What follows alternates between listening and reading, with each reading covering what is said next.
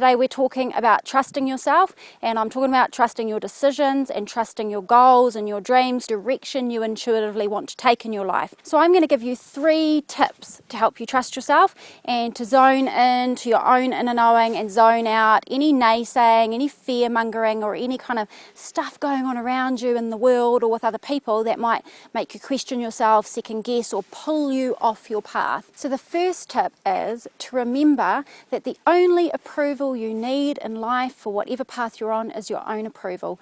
Don't look for other people to buy into your path, your goal, your dream. What you need to do is blaze your own trail and don't care if anybody else is following you, is agreeing with you, is approving you, is validating you. The second you look for other people to approve you or validate you or see if it's okay with them that you're doing what you're doing, you are on rocky ground and you will lead yourself into trouble. Okay, so you trust yourself by not looking for the buy-in of other people. Trusting yourself is about trusting yourself. It's about zoning into your intuition and saying, you know what? It doesn't matter what anyone else is doing or anyone else is saying. I hear it, I feel it, I sense it within me, and that is what I'm going to lock and load on. That's what I'm going to hone in on, and that's what I'm going to allow to guide me like a compass on my path. Don't look for the approval or the buy-in of other people. Tip number 2 is that while you may not look for the buy-in of other people are quite helpful at just giving you their opinions.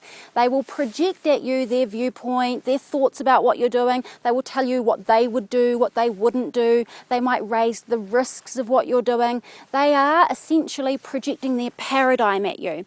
They have a little lens they look through of their own beliefs, their own thoughts, their own feelings, how they were raised, their experiences they've had, the things they've been exposed to and the education that they've received. All of that has formulated their version of reality. That version of reality is totally different to your version. They are not living in the same reality. Whether it's a great reality or if it's a negative reality, it doesn't matter. We're all in different realities. You don't want to take on board the projection of their reality at you. You're walking your path, not their path. So what you want to know is when they're telling you, you should do this, you shouldn't do that, beware of this, what about this risk? They are projecting at you their own version of beliefs and their own fear, etc. You don't have to take it on board. You can witness it and you just want to imagine deflecting it, okay? If it's useful to you, take it on board, think about what they're saying, use it as critique to help you, but if it's negative, simply imagine deflecting it. It's not useful. You don't want to take on board the projection of other people. What you need to realise is when people are sharing their beliefs, their thoughts, their feelings with you,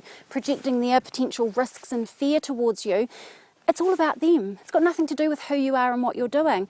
Everyone's just walking around projecting their inner stuff into the world. You don't have to take it. So just get really clear and conscious about having a distinction between what is their stuff and what I'm doing, and knowing that you don't have to buy into everything that's coming towards you.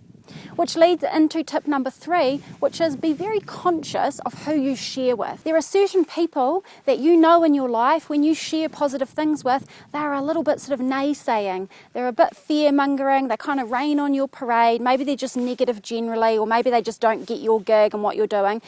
Just don't share with them. If you can avoid it, why go and put yourself in a situation where you know pretty much guaranteed toxicity is going to come back at you?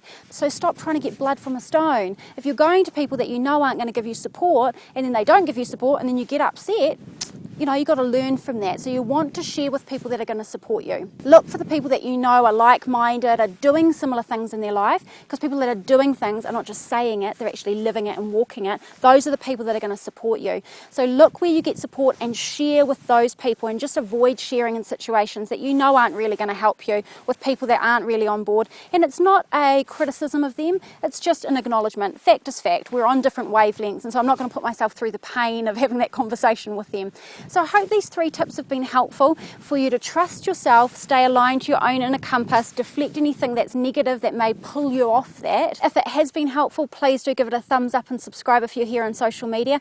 And I'd love you to share this with anyone you know that might need a little bit of reinforcement to trust themselves, that might need a little bit of elevation above any kind of fear and naysaying that's going on around them. So pay it forward, share the love with other people in your community, and let's help each other to lift each other up.